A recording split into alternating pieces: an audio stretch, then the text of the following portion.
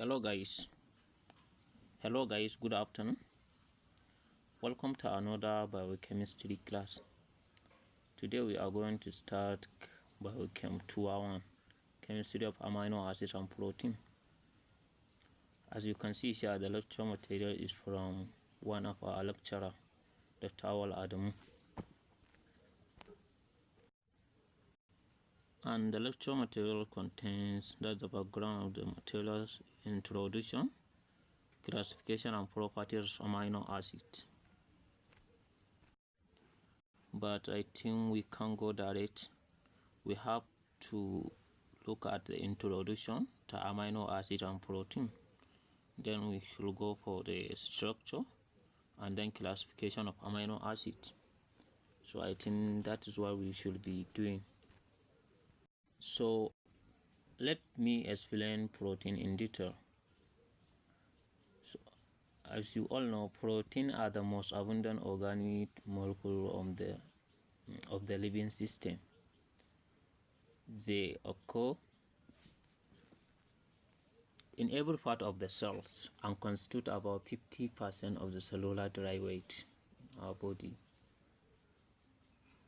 So they form the fundamental basic structure and function of life. And this protein that you are seeing, the protein name itself is derived from a Greek word that proteus, meaning holding the first place. So as I tell you earlier, all these macromolecules that we are dealing with, that is carbohydrate, protein, fat and oil, that is lipid, and nucleic acid, they used to speak by themselves. I told you, as I said about carbohydrate, let me say about protein also. They used to say we are the basic structure and function of life, composed of 20 amino acids. The building block organized into primary, secondary, and tertiary, and quaternary structures classified as simple, conjugate, and dry protein. So as you can see in our next slide, this is just a definition of chemistry itself. Is application of chemistry to the study of biological process at the cellular and molecular level. So I don't think we have to explain anything about biochemistry here. We are going direct to our lecture note. So as you can see here, we say we are going to be talking about amino acid and protein. So this is a definition of amino acids. Amino acids are the building block of protein. And amino acids contain a basic amino group and acidic group. That's the main functional group of amino acid. We have acidic functional group and basic functional group. Join as amide between amine group of one amino acid and the carboxyl group to the next amino acid in a peptide. So when we say peptide, we are talking about pure unit. I mean chain, as you can see here, chain with fewer than 50 units are called peptide. That's a chain of amino acids with fewer than 50 amino acids. Fewer than 50 amino acids are called peptide. So that means from 2 amino acids joined together by peptide bond 3 up to 50, we can call them peptides. And protein, large chain that have structural or catalytic function in biology. So if you have amino acids from 50 upward, you can call that one protein. So as you can see here, this is a typical structure of amino acid. This is the typical structure of amino acids. As you can see, I say amino acids. The main functional group of amino acids are carboxylic acid. This one. remains are carboxylic acid, that's functional group of amino acid, carboxylic acid, and then the amide functional group, that's NH2. That's the main functional group of amino acid. Then we have the R group. The R group, this is where all the amino acids are differentiated from one another.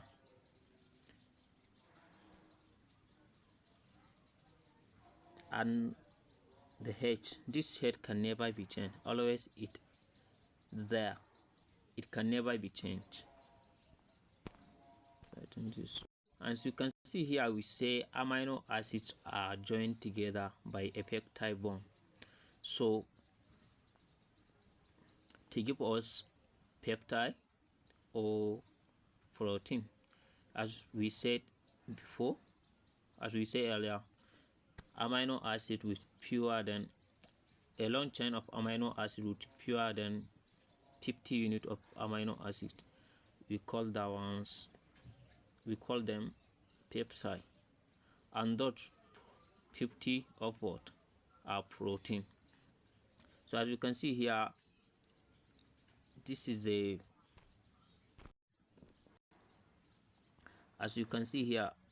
this is the peptide bond. This is also peptide bond. This is also peptide bond. This is peptide bond. This is peptide bond.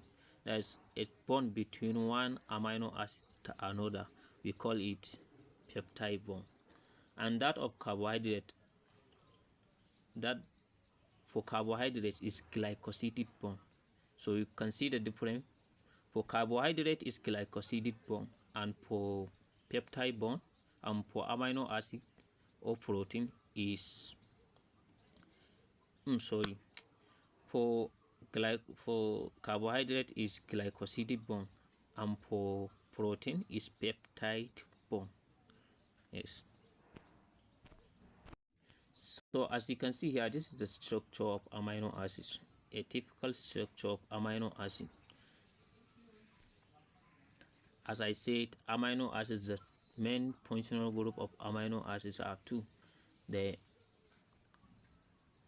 amine group and the carboxylic group. Then the R group, this is where one amino acid differentiates to another.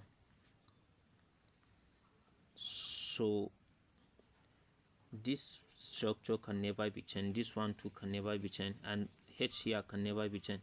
We have more than 300 amino acids. Some people say billions, but in our Setiana they say more than 300 amino acids. So we have more than 3 amino acids, and this is where one amino acid differentiate to another. So amino acids differ from each other. Here, let's say we have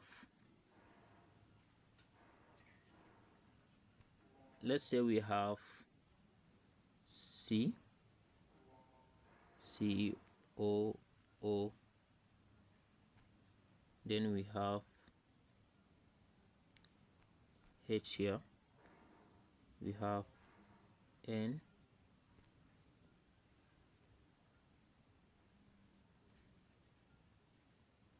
we have NH2 here. So in this R group, let's say you have H here for the first member of amino acids. Let's say you have H here for the first member of amino acid, that is glycine. So if you have CH3 here, so that one is the second member of amino acid, which is aniline, sorry. So this is when you have here, let's say we have another, let's say we have CH2, CH3. So it's not the same thing as that one. We are going to see all the amino acids, all the standard amino acids. So as we say, as many as 300 amino acids occur in nature, but only 20 amino acids are standard amino acids and are repeatedly, and they are also found in the structured protein. That 20 amino acids are the amino acids found in the structure of protein. So as I said earlier, this is the general structure of amino acid.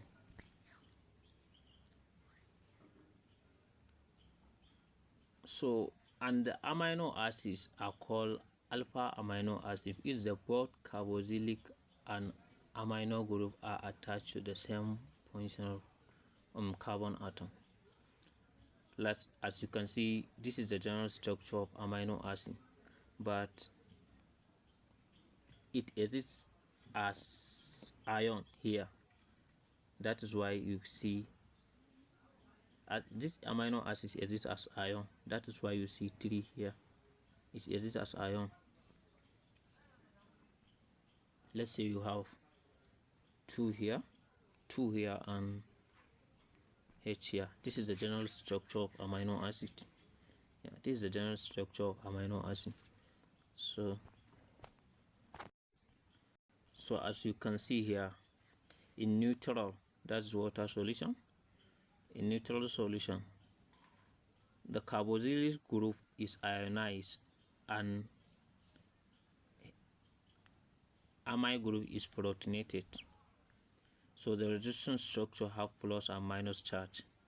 So that's why we have the dipolar ion and O-zwitter ion. So, and they are also like ionic cell in solution. As you can see here, in acid solution, you have amino acid solution, and we have amino acids in basic solution.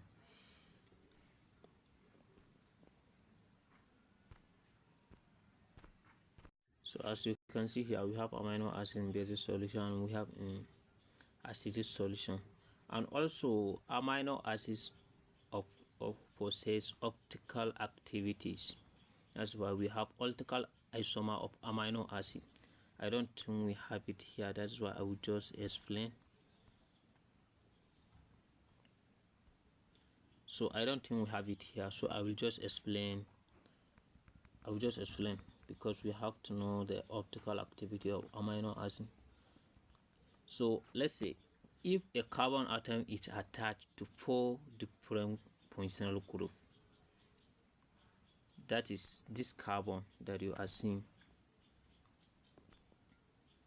This carbon that you are seeing is attached to 4 different functional groups, right?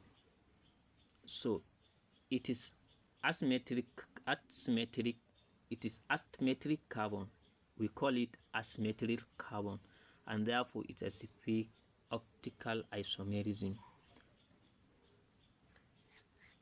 So let's say all the amino acids except glycine possess 4 distinct functional groups. Let's say possess 4 distinct groups, because CH3 is not a functional group, it's just a functional group of metal. Let's say possess 4 groups. That is R group, H, COOH, and NH3. They held together by alpha carbon. They held together by alpha carbon. So all the amino acids except glycine, because in glycine the R is equal to H, have optical isomer. All the amino acids except glycine, they have optical isomer. They possess optical activities. And the structure of L and D amino acids are written based on configuration of L and D glyceraldehyde. So glyceraldehyde, is a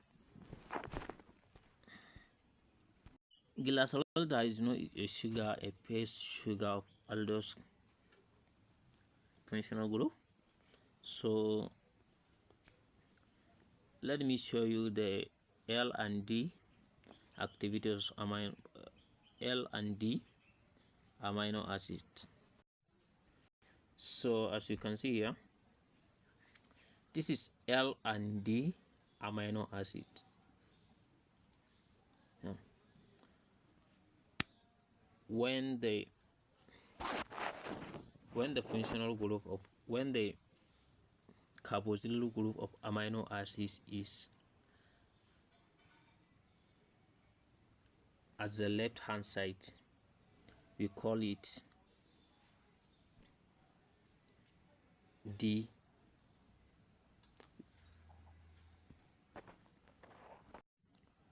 No, this is not.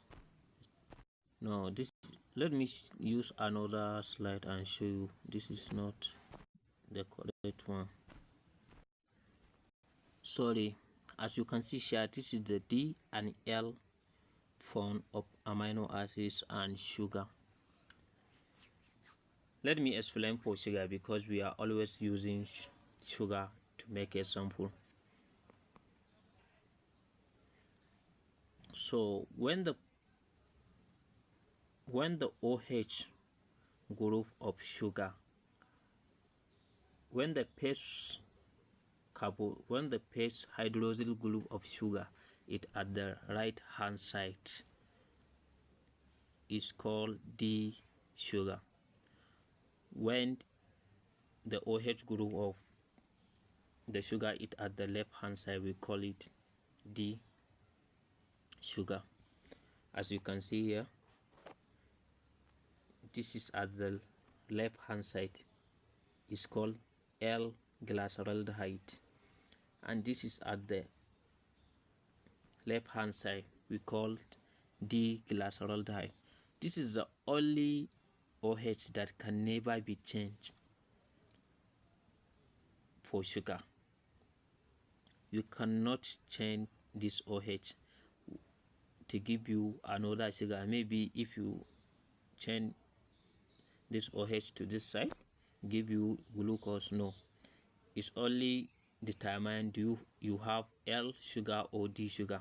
So in the case of amino acids also, when the end, in the case of amino acids also, you draw your amino acids like this. R group here, and H here, and C or OH here. Then this is what will determine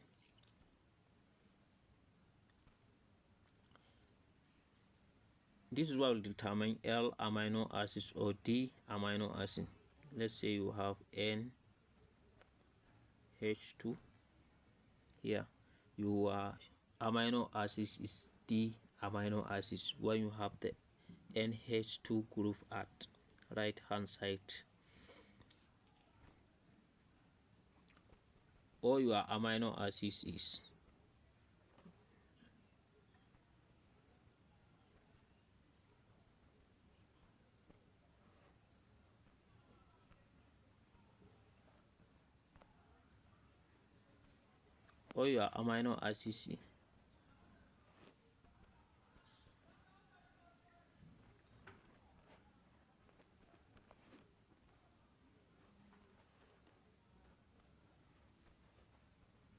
your amino acids is L when the NH2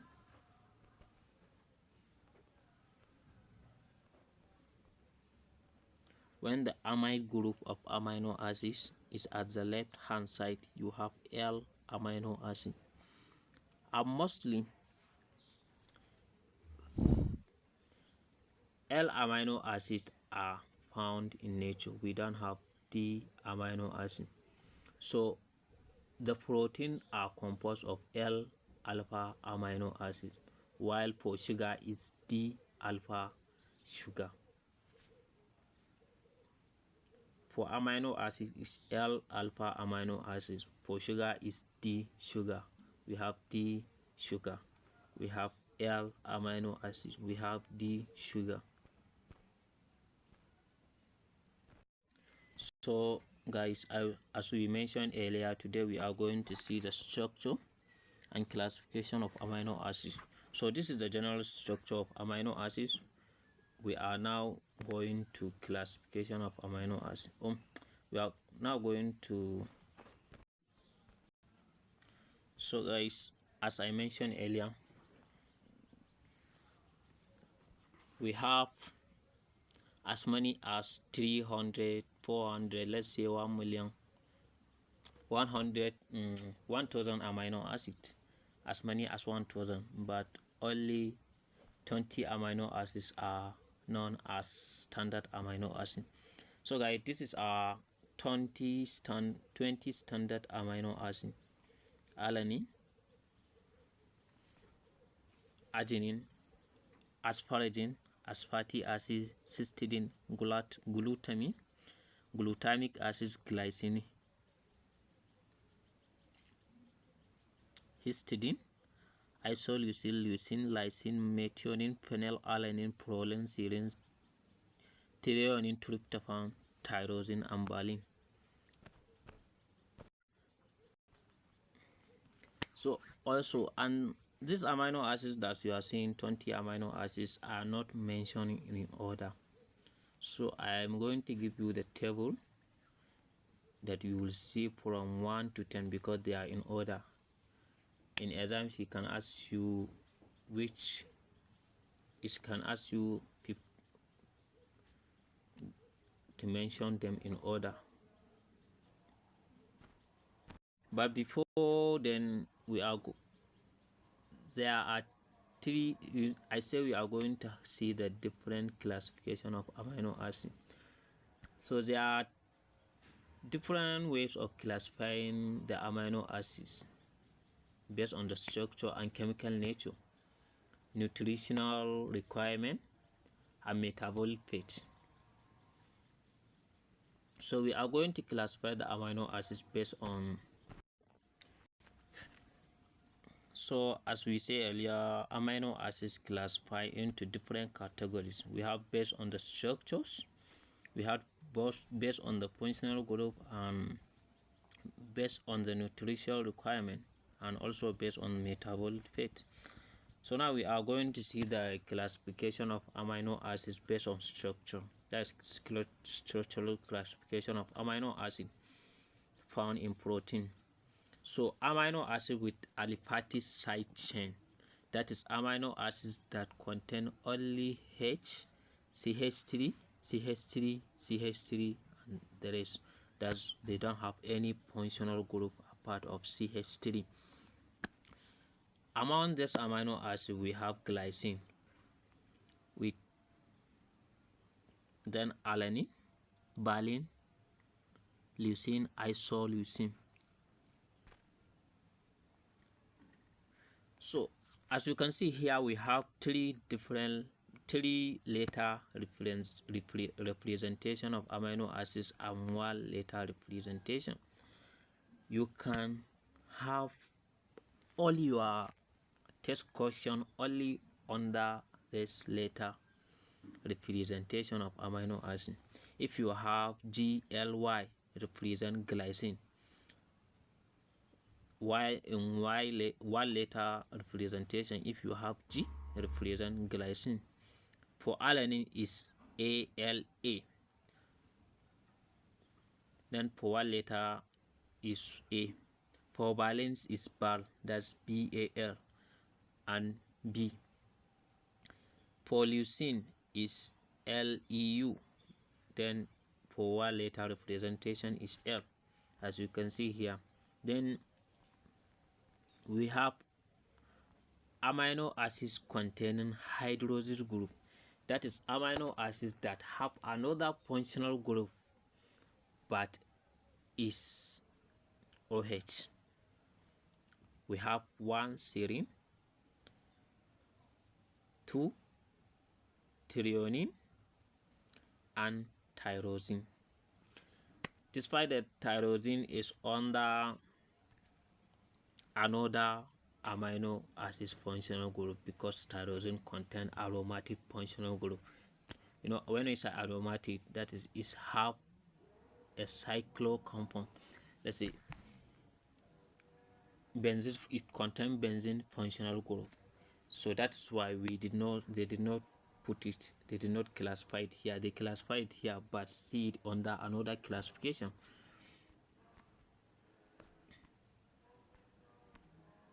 So then we have sulfur containing amino acid.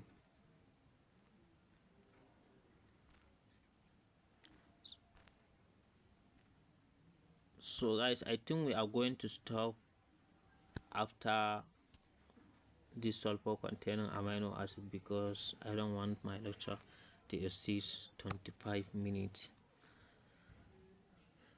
We have sulfur containing amino acid. We have cysteine contain HH as a functional group. We have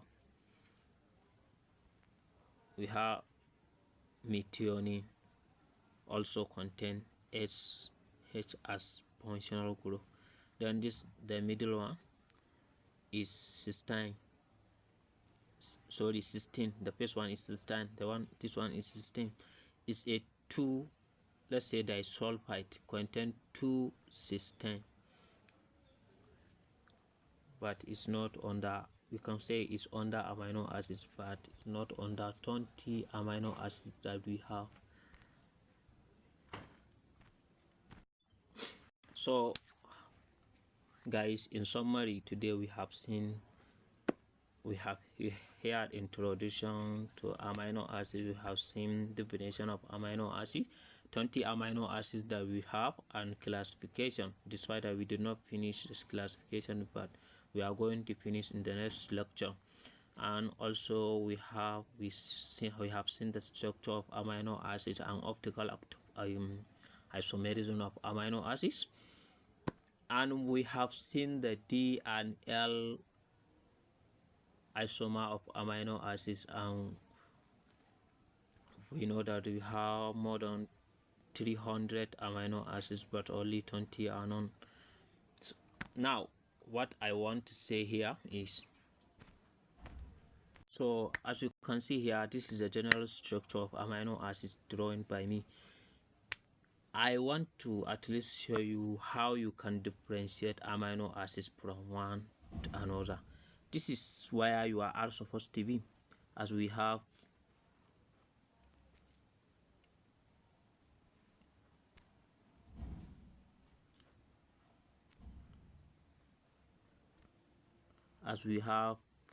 COOH here, H here, and NH2 here. So this is where your R group is located. So, and you know, all amino acids differentiate by each from one to another. Here, let's say you have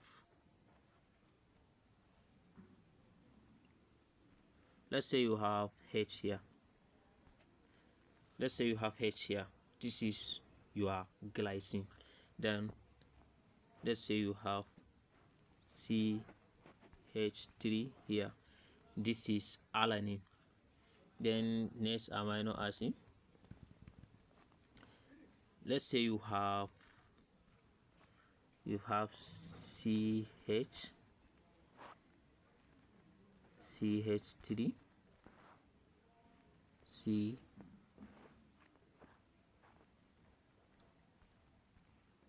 CH3 here.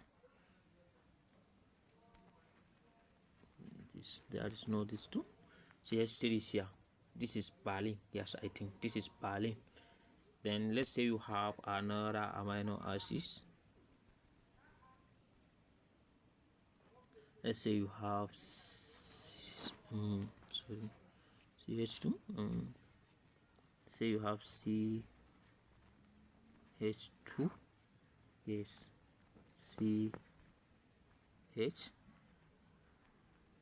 CH3. Yes, this is how it is. CH3 here. this is leucine. Can you see? So no wahala, just differentiate your amino acid here. Let's say you have for isoleucine. I think we have H here, we have CH2 here, we have then CH3, I think CH3, then for here is just CH3. You have your leucine. You can see no wahala in differentiating amino acid. Then for serine, I think I can draw serine also. Let's say you have I think you have CH2 here for serine, then OH. Okay, you are done. This is serine, sulfur containing amino acid. Then for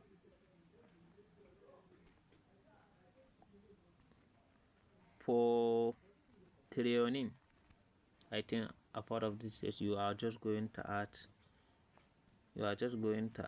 CH3 here, then you are good to go. This is threonine, right? This is threonine. Then I think we have to stop here. Which amino acids do you want to see now? Yeah, for tyrosine, that is also OH containing amino acid. I have to draw it for you guys to see. This is tyrosine. Let's say we have CH2 here. Then I told you it's a sulfur containing amino acid, but it's a carboxylic compound.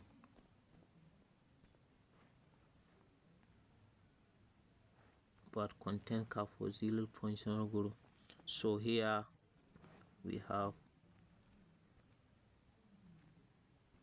OH. For tyrosine, this is this is aromatic amino acid and also hydroxyl containing amino acid. So I think, guys, we are going to stop here for today. Make sure you watch this video, follow it step by step and understand all the concept.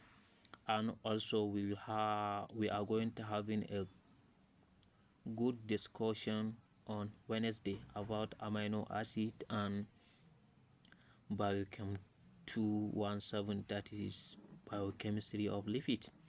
Try to watch and digest this video, then we are going to have a discussion. Whatever you did not understand, please ask me. I am here to help. So guys, see you next.